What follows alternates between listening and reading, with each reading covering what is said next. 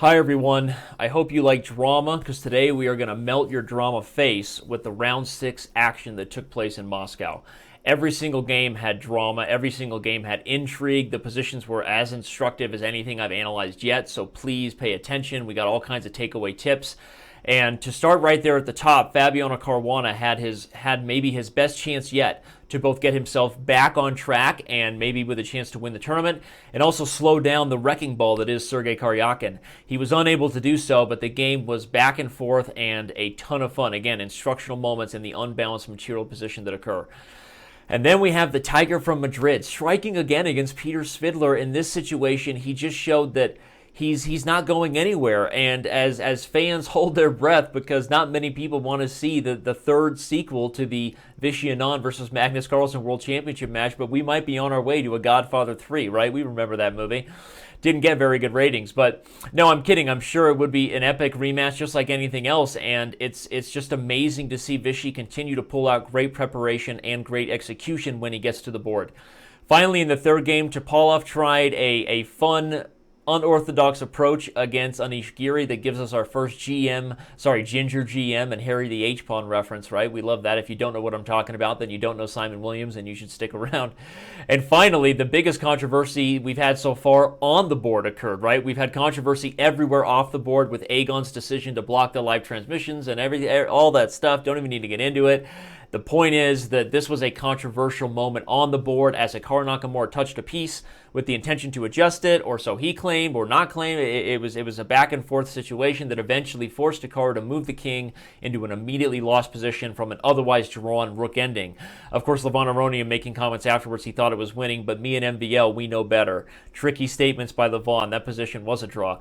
So we're going to get into all of this stuff right now, and with it, let's jump right into the first game, of course, that took place between Fabiano Caruana and Sergey Karjakin. I admit at first I was disappointed, probably like the rest of you, to see yet another grandmaster trying to test Sergey Karjakin in his famous Nimzo Queen's Indian. We've already seen Queen to C2 here, tried by Giri. We've seen Rook to B1, tried by Topalov. Will we see something new? Apparently yes, when Caruana plays A3. Nothing really that spectacular as far as a mind-blowing different approach. It's a flexible move. It does have a long-term goal that eventually helped Caruana create all the tension that came in the position, a strike on the queen side. We're going to get to that. But it's basically, the point of this position is that both sides are kind of waiting until the structure is committed. You don't really want to commit your minor pieces in a position that, maybe you think the open lines are here, but then the pawn structure totally changes and they're out of play. So finding the right balance to improving your position, but keeping your minor pieces in position to be on their best squares once a pawn structure is set, well, that's an important skill and something we should all take note of in terms of how to handle hanging pawns. So the hanging pawns have been committed, and now both sides know what they want. White wants to control the squares directly in front and around the pawns and try to get as much pressure as possible. And black wants the opposite. Black wants to maintain flexibility. Black wants to keep the minor pieces on aggressive squares and be ready to wait for dealing with white's possible pawn strikes, whether e4 or b4. These are just common hanging pawn tips that everybody can take home to mom and dad. So after knight e5, bishop back to b7, bishop f4, knight b to d7. We've seen this movie before. Pretty simple stuff. I know it's a minor piece trade offering, but usually a little bit better than putting the knight on a6, so black has to concede some. But the truth is, white didn't really want that trade anyway. White would like to get rid of a couple of different minor pieces, and that starts with knight to c4. Not just because I love pointing out the diagonal, but the knight on c4 has a goal. It wants to get rid of one of these bishops. I'm either going to play knight to d6 and force you to give up the dark square bishop, which will weaken this pawn, or I'm going to play knight a5 and hopes to force you to give up the light square bishop, which will weaken this pawn. So it has a very clear goal, and after knight b6, knight a5, we see exactly that type of thing taking place. Bishop a6 is played to avoid giving up the key piece, and now we see the point of a3 is that there's a strike planned to break up the structure and maybe leave black with an isolated pawn. That, of course, being b4, boomtown. It's complicated, and it leads to a very fun mess, so just buckle up. Did you know there was a queen sacrifice in this? No? Well, spoiler alert. It's going to be awesome. But b4 has principled ideas along with the tactics it creates. Obviously, I'm trying to open up the position so that when I move this knight, I can get tactics here. And if black tries to prevent it, maybe the most solid move was going to be queen to d7, by the way, which I did take a look at in the analysis that can be found at chess.com/news. But what I pointed out is that I think just after queen to b3, White is still kind of holding the cards to build up against the, not isolated, but weak d5 pawn, and probably White's still pushing for a little bit of an edge.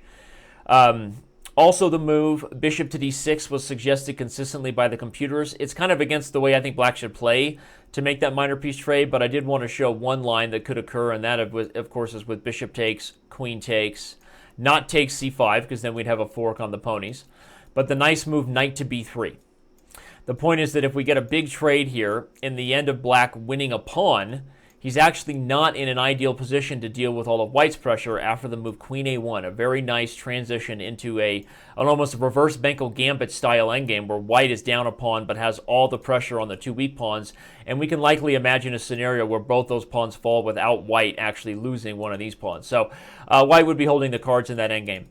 It didn't happen. Obviously, no bishop to d6, and in the game, of course, we got the move c takes b4, which is going to lead us to everything we get to see now.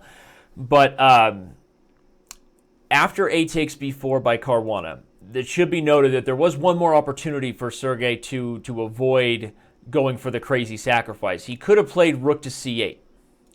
Now, it's just the principled move that guards c6, but after queen to b3, as I analyzed, I think White is the one still holding the pressure cards.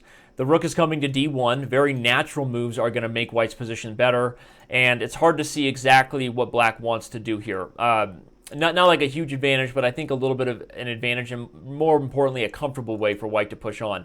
So Karjakin wasn't interested in his opponent being comfortable, ganging up on his pawn. He said, here we go, big boy. I'm taking on b4, and I'm ready to sack the queen, and indeed ready he was. Here we go, a bunch of forced moves that lead to a position where, with everybody getting as much material as they can, right, material grab, we get a moment where we need to stop and take pause and ask ourselves, after the smoke having cleared, we basically have a rook, a minor, and a pawn for the queen. What do you do in those positions where the points, Dr. Evil Fingers, add up to the same thing, but both sides clearly want very different things? I have an entire 10-part video series about this subject on Chess.com, so for those of you who follow my videos for years, Diamond members on Chess.com, I apologize if some of these principles are review for you, but at least you get to see it in action at a very high level. The point is that what you want in positions where the points are the same, but you have very different goals from what your opponent has. The pieces are different, right? Couple pieces versus a rook, 2 rooks for a queen, multiple minors for a queen, this kind of position for the queen. The first person to get the initiative can often hold on to it because it sort of builds on itself when you get one thing for your piece that the other pieces have a hard time coordinating to deal with. So who decides and what decides who gets the initiative? Typically, 2 things can be universally applied to all chess positions: king safety and pawn weaknesses / strengths.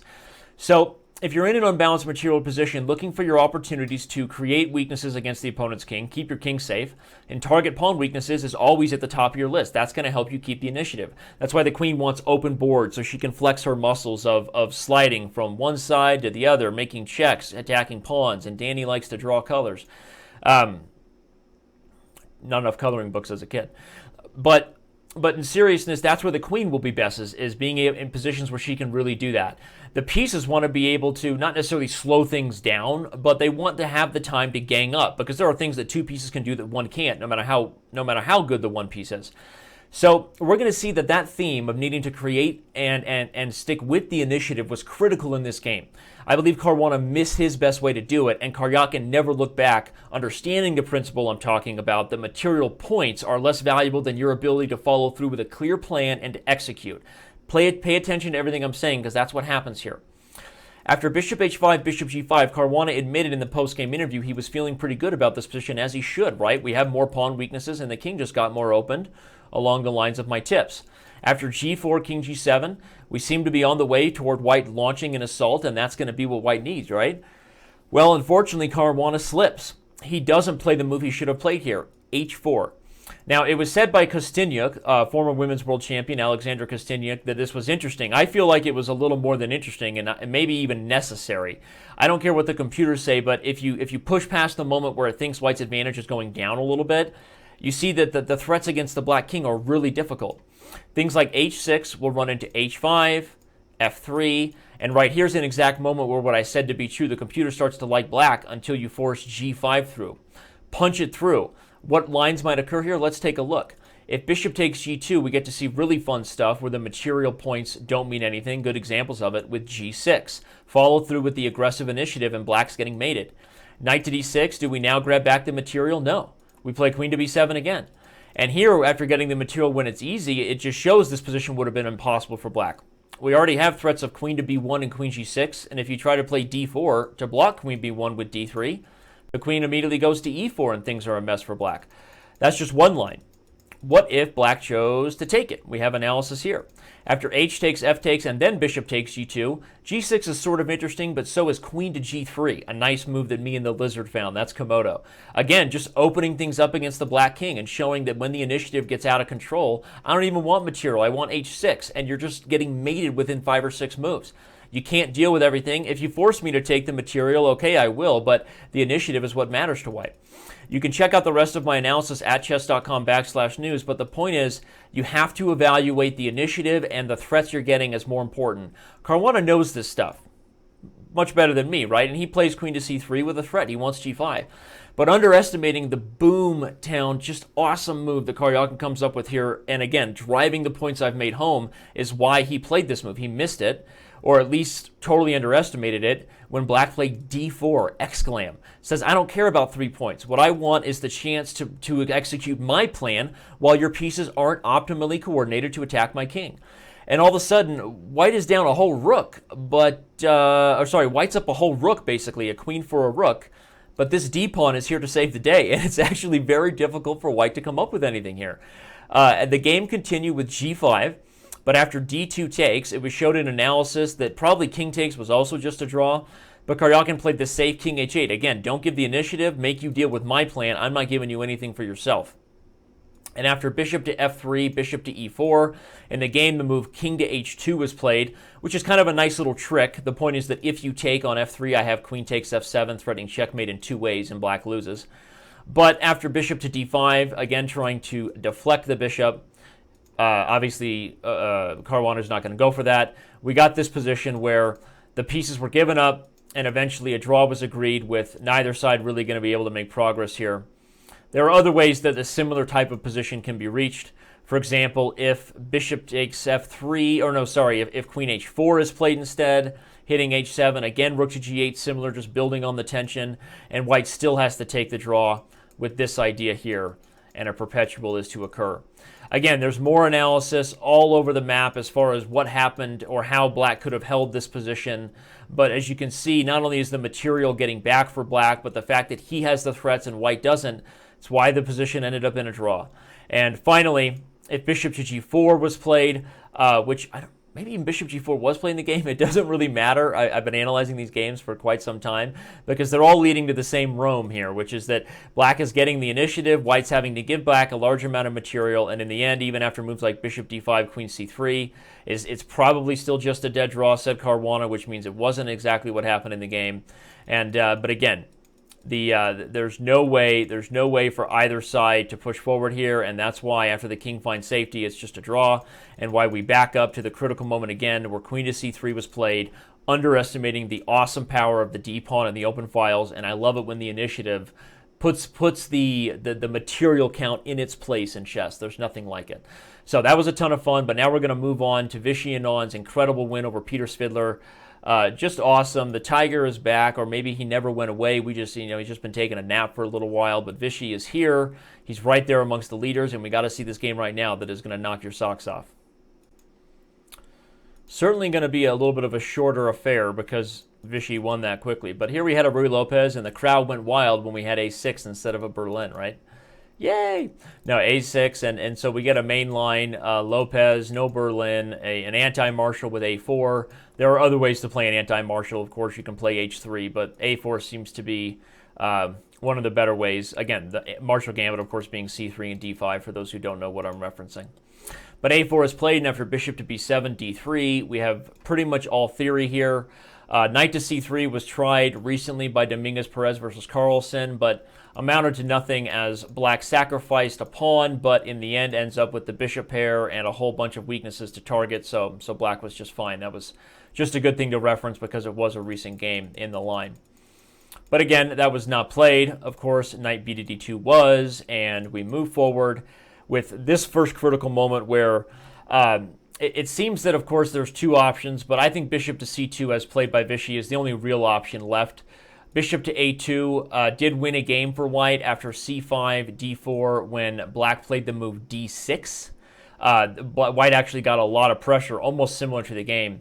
But I actually analyzed with Komodo, and I can only assume that the players much stronger than me also know that it seems that black's clear improvement is not d6, but just to take on d4 with the e-pawn, with the point being that after c takes, you have a very nice c4, shutting out the bishop on a2. If you play e5, I'm going to put the knight on d5, and black's bishops are open. Black has good center squares. So it's not ideal. I think that this would be a slight edge for black. There's, once again, more analysis in the full games you can check out at the news report.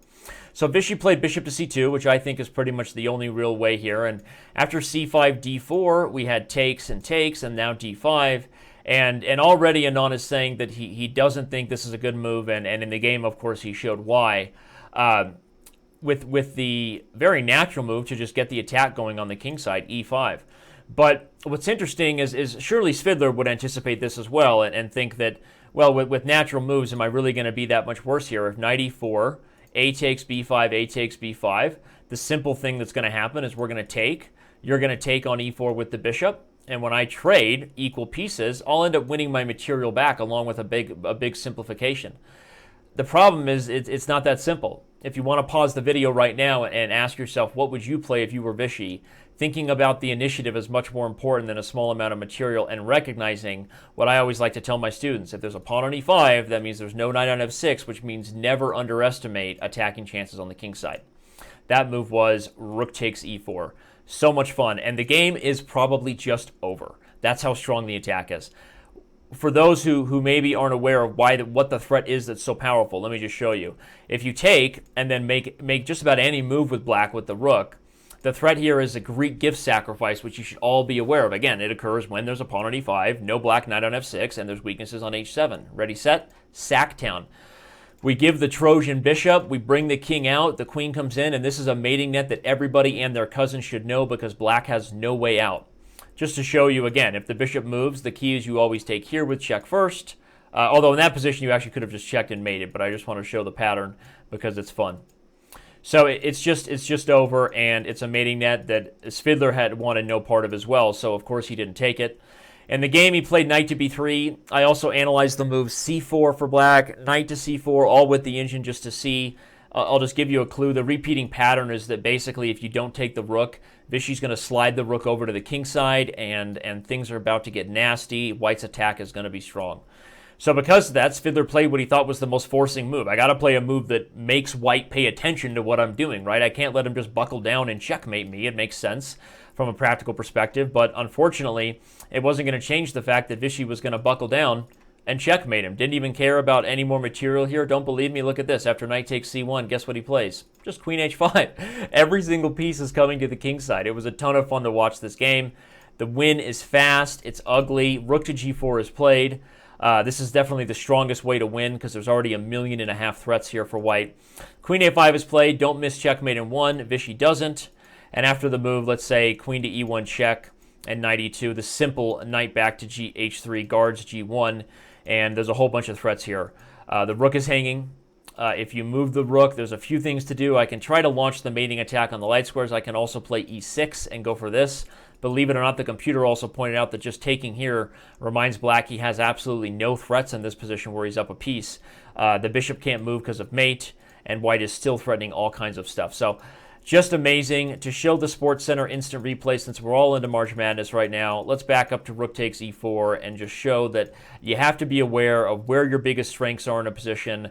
Look for opportunities like that. How much of that was prepped by Vishy? I don't even know. They both kind of pretended to know of this Shirov game that was similar or not. I don't believe these guys yet, especially while a big tournament like this is going, because it is their job to keep some secrets, but I would bet it's a combination of really being well prepared and knowing that this kind of thing existed. Whether he knew the exact position is one thing. It's irrelevant, because if he knows this type of tactical pattern and this type of mating attack exists here, then as you start to calculate, the little birdies come back to you and you remember your old work, right? Just as soldiers say in battle, my training kicked in, right? Their training kicks in, their intuition takes over, they know the position, things come back, and they figure it out. And Vishy obviously had this one figured out. So let's move on to the third game, where Topalov tried his luck with Harry the H-pawn. Didn't work out well enough, but still fun to look at.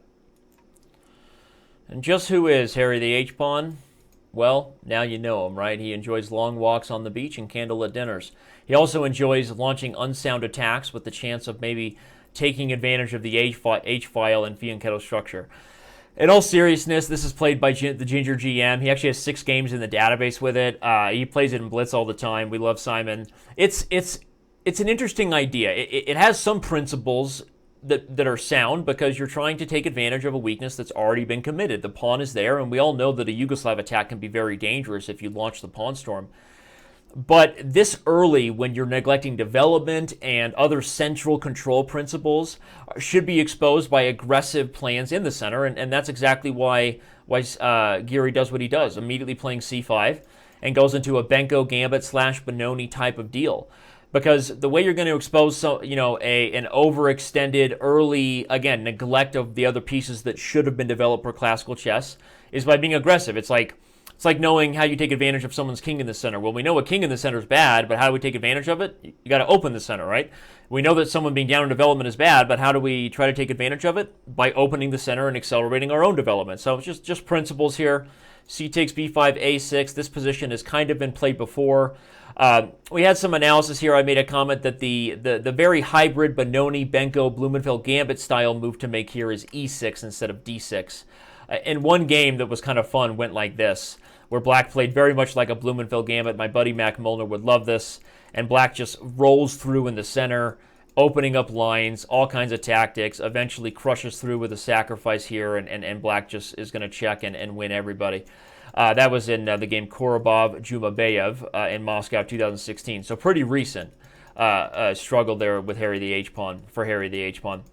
But I think after e6, knight f3, I analyzed it. I think knight f3 is just a little more simple. White's probably fine, so it doesn't mean we have to get that crazy line. So Giri played d6, and we get this very much Benko Gambit type of developing moves. Note, of course, that neither side really ever wants to take this thing, which is, if you don't know the Gambit or the Benko Gambit positions, can be instructive to know that you don't want to blink first, because they'll take it and cause problems for you getting castled. But Black doesn't want to blink first, because then the king will take it, and it'll actually castle by hand. You think you're at first chasing the king, but you're actually helping the king reach its destination. So I always like pointing out moments where amateurs can learn from instructive tension building, not just trading pieces. So here, knight to e2 is played. It's a risky move to try to retreat a piece and further block your development, but because it gains a tempo, you can kind of get away with it. After bishop to c3 is where Giri maybe misses his best chance to win the game with the move h5. I criticized it in my analysis as being too slow, but in all fairness, so did he. But the main point is that there's a common tactical pattern that keeps coming up here that would have been tricky for White, kind of highlighting the lack of development.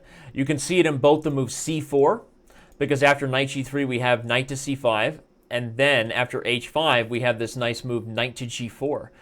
You're sort of laughing in the face of danger here, like Simba, because there's tactics on f2, and even though you're opening up the potential that your bishop might be eliminated, and it looks scary at first with the h-file. If the bishop's trade b2 becomes weak, again, there's all kinds of tactics coming in against White's king, and I think Black's actually a little bit better. You can analyze it yourself if you'd like to dive into more. But the other move that I think is even better than c4, suggested by both Topalov and agreed by Giri later, is rook f to b8. A principled way to just increase pressure on b2, and again, now knight to g4 is a real threat, because if these bishops are traded, this pawn is a problem, and that could be serious issues for White. Moves like b3 to guard b2 are going to create other problems here. Again, c4 is already an option, as well as knight g4 once again. And maybe with weaknesses like this created, you could even play h5 if you were in for being a little more defensive-minded. So not a huge mistake, but h5 just a little slow, and that little bit of a tempo allows what you're going to see, knight to g3. And finally, after pieces get traded, White is going to be able to get castled. And that's really where the game changed as far as Topalov getting back in it. We get a lot of trades here, and this is kind of a typical Benko Gambit endgame where Black is down a pawn but really holds all the pressure cards. You got all the squares being attacked that you need if you're black. Rook a3 and doubling rooks on the a file is also another way to do the same thing, and it was suggested by Topalov. But I'm going to make some more moves because I think it's essentially equal. You expect black to be able to win back a little bit of his material, the pawn, and in the meantime, if he's able to create some weaknesses like we see happening, h4 and d5, he might even get winning chances. And that's actually what happened here for Giri. And I think that after all was said and done, one of the main points here is that after king g3, rook a to a4, king f6, king f2, is that if the move knight to d4 had been played by Topalov as an attempt to kind of coordinate and block off the rooks, Giri would have had this really sort of funny rook c4, and white is in all kinds of zugzwangs. Can't move the rooks anywhere because you need them both to guard the knight, both rooks. Can't move it off the second rank because this pawn falls.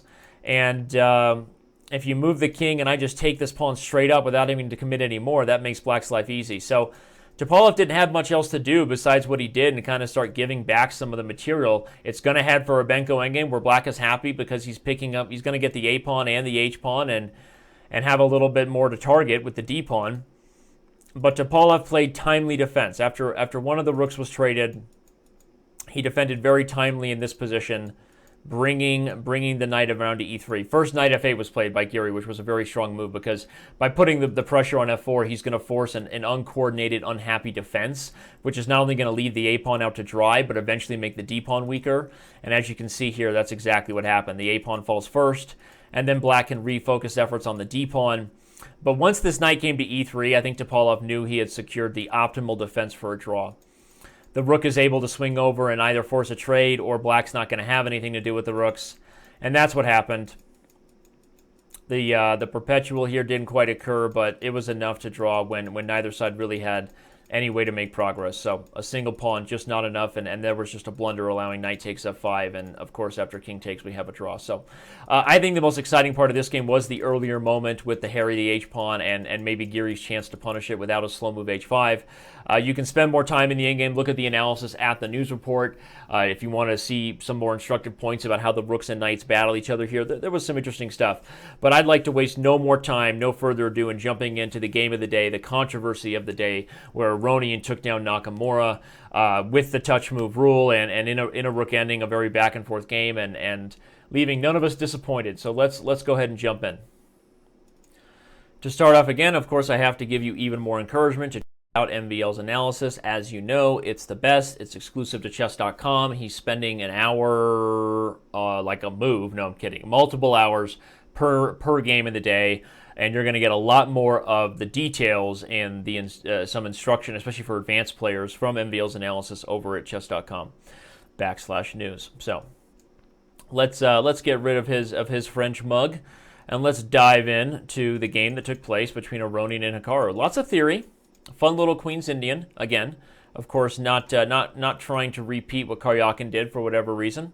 Karjakin's done well as white and black in the Queen's Indian, but we're not going to spend too much time on it because this is theory and a common pawn sack for white. The major point is that with the d5 pawn falling, we have long-term pressure on the d file. We also have some dysfunction potentially on the diagonal. This is a typical idea for white in the Queen's Indian.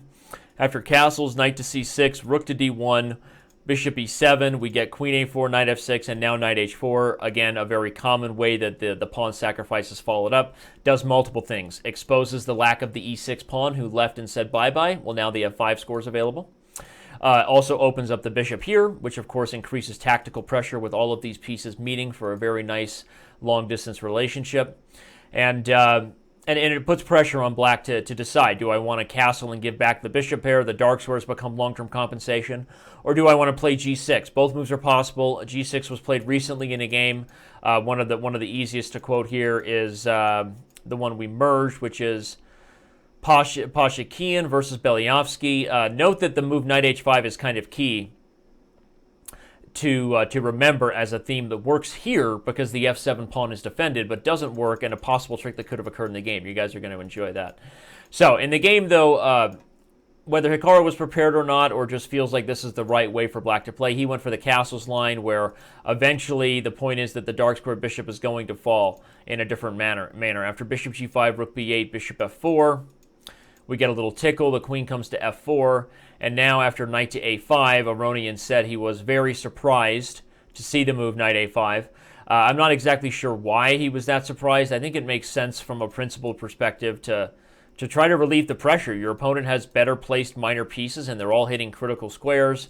If you want to pause your videos and tell us why knight h5 doesn't work, as I already said, it's very important to know that this is a tactic that can occur in the Queen's Indian, no joke, in this particular line, and it would have been a horrible way, an even more tragic way than maybe losing the touch move rule for Hikaru.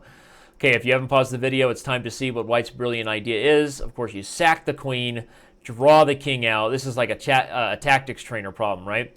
Knight e4 check, and then f4. Of course, after the knight takes, pawn takes will be mate, and that would be a fancy schmancy way to win if you're White. So, not of course to happen here. Knight a5 was played, and now after knight f5, as I said, the dark square bishop would be lost. You can't take it because mate is coming.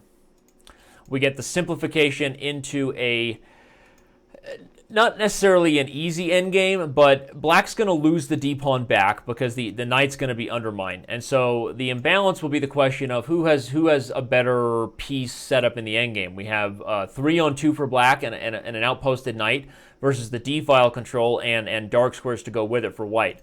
That's what happens after this big trade here.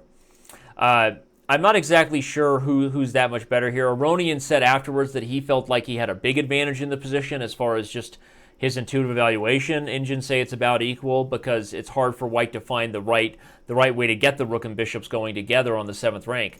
As an example, I'll show you what happens. Knight to c4 here after rook a to d1. Note that rook takes a7 a lot of times is like a pawn sack for black because I can play rook a8, force you to trade, and suddenly that a pawn being gone has helped black's position tremendously. So that's not what black wants or white wants. After rook to d1, a5, we get some back and forth moves, as you'll see, by the rooks and the kings and the bishops. Eventually, we get back and forth with the knight, and the pawn is going to push to a4. So in this sort of semi-critical moment, it was unclear exactly why Hikaru chose not to just repeat. I'm going to guess because I know Hikaru, and he has a ton of fighting spirit, and I don't think he's been thrilled with his results so far. Hikaru wanted to win. Unfortunately, that might have been him evaluating something about the rook ending that was just not to be true. Maybe he missed one of Aronian's ideas I'm going to get to in a little bit.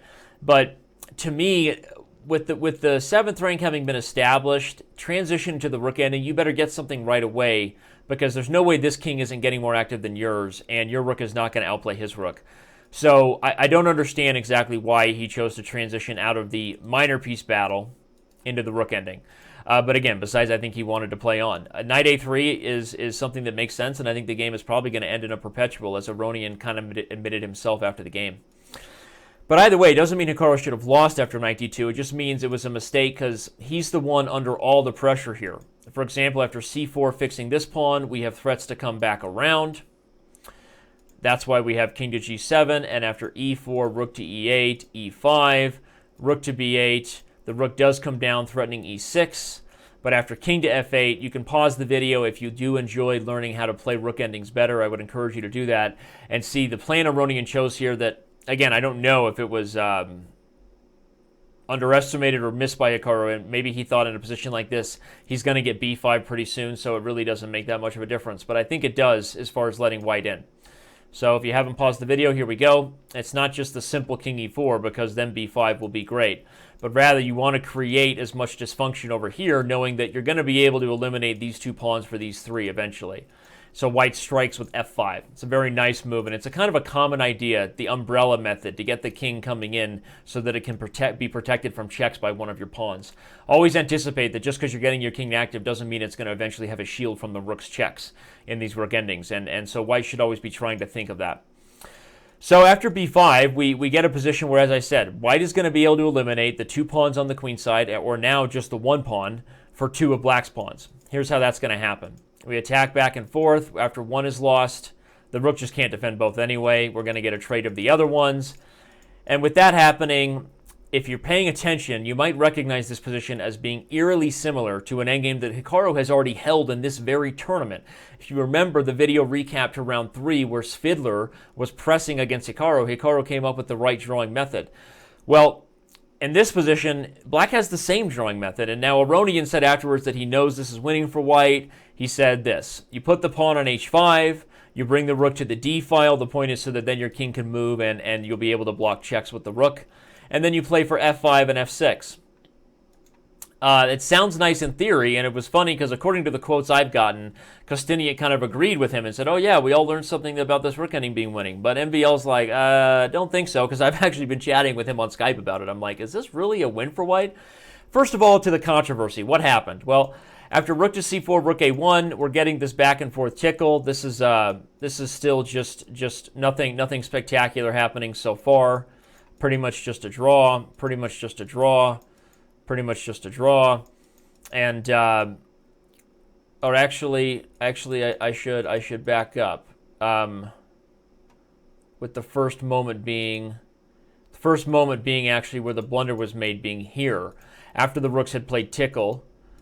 Rook to d7 was played, which once again threatens e6. This is kind of a common trick in the position, and here's where Hikaru touched his king, tried to claim he was adjusting it. The arbiter and Aronian ruled against him. I wasn't there. I don't know what happened, but any king move loses immediately. Why? Because once you move the king, if your rook is not hitting f4, preventing the king from coming forward, the king comes to f6, hitting f7. You have to give check. And after blocks, you have to be passive, which is now you're just a sitting duck for white's progress. And that's exactly what Aronian had, progress, and he made it. After rook to b7, here comes d7. Hikaru didn't even wait around for d7. He just resigned. So a very sad way to end the game. But just to prove mine and MVL's theory correct, that this position is a draw, because I don't like going away without that, I'm going to play black and show you that Aronian's comments, which again you can see in the post game of white having a winning plan here, h5 and the king coming here, are not really that accurate. Let's say I played rook a5, similar. Okay, I'm pinning the pawn. The only way to eventually make progress, I'm either going to guard the e6 threat here or by pinning the pawn, is, as you said, you have the rook on the d file, so you're going to be able to. I will get to the major part of my analysis here. I guess we'll play rook a6 first to guard e6, and only after h5, then go back with rook a5. So the point is, Aronian said, we get this position, we put the rook on d8, and now there's no real way to stop king up and push. Well, the problem is it's not really true. If I wait and you come up and then I wait again, still your only plan is to push f5. As soon as that pawn is pushed and the king no longer has the square to go to f5, remember, if you stay on f5, I'll stay here. The pawn is pinned and it can't push. Once the pawn pushes, now we check. The rook blocks and we go back to the 8th rank. So if he comes to the 7th rank, we check. And remember, if the king tries to run away, we'll check till kingdom come, and eventually he'll be too far from the pawns. Same if he runs this way. So he's got to block it. Eventually you get a position where there's no longer a choice. If your rook is leaving, I'm checking you till kingdom come. If your king enters, I'm checking, and your king will either get too far away from the pawns, or you'll come back. So eventually the only move to make progress is, again, f6. We saw this in the Svidler game. We're getting closer to what you guys know to be true. Now you play king to g8. No, don't even need to play king h7 and give some sort of tempo. As soon as the king comes to g8, the rook would again love to be able to come in and make progress. Or actually, probably king h7 first is needed in this particular position. I'll show you why. After rook to d7, king here, you'd love to be able to check and come around. But if you do nothing, I start checking again. So you might as well hide the king. And once again, the move, which you should already know, the stalemate trick, is rook a6. Whenever the king is on the f-file, the threat of making progress is non-existent because we take here with check, and the stalemate trick exists. So the tricky thing for white is white might try to mess up the move order, maybe king here. But again, immediately you go to g8, and after the rook moves, we'll go up again. We're not afraid to give up the 8th rank as long as the king is on the f-file. The only thing you have to be careful of is some position like I first had when I messed up with king to g8 is if there was some way to bring the rook in, and after I check, I'm not in a position. No, even here, the rook can come here, and after check, you're going to end up being able to sack. And so once that pawn commits and you lose the threat of e6, my king goes back, and in all these positions, the rook will not be able to make progress without allowing the stalemate trick to occur. So obviously, we're getting a little bit beyond Danny's area of I just have it completely mastered. But figuring it out is just as instructive, right? As you see that there really isn't quite a way for White to coordinate it. So maybe Aronian made his comments that he was winning anyway to try to help Hikaru sleep better tonight with the touch move thing. I don't know. But the truth is it should have been a draw, which makes it a big deal and a huge loss for the American. Unfortunately, he is now really down, tied for last place with Veselin Topalov. On that note, let's jump over to the standings, and we can see that after the round 6 standings, we have both Hikaru Nakamura and Veselin Topalov with only 2 out of 6. We have Sergey Karjakin and Levon Aronian now tied after this big win by Levon. Other players still right there in it. Time to get big wins if you're Nakamura or Topalov, or say goodbye to your chances of winning the candidates event. Round 7 pairings, you know the drill. Same bat time, same bat channel. We have Svidler versus Caruana, Karjakin versus Aronian, Giri versus Anand, and Nakamura versus Topalov in battle of these guys who are unfortunately the bottom feeders, where neither one of them really wanted to be. Thank you once again for watching. Make sure you subscribe to the channel right now. Leave your comments. Let us know how you're enjoying it. You want me to go slower? You want me to go faster? A lot of preparation goes into these. I'm trying to break down the general principles that you can put in your pocket and take away, encouraging you to go check out the more advanced and deep analysis at chess.com/news. That's all we can do. So yibbity yibbity, folks. Have a great day, and we'll see you on chess.com.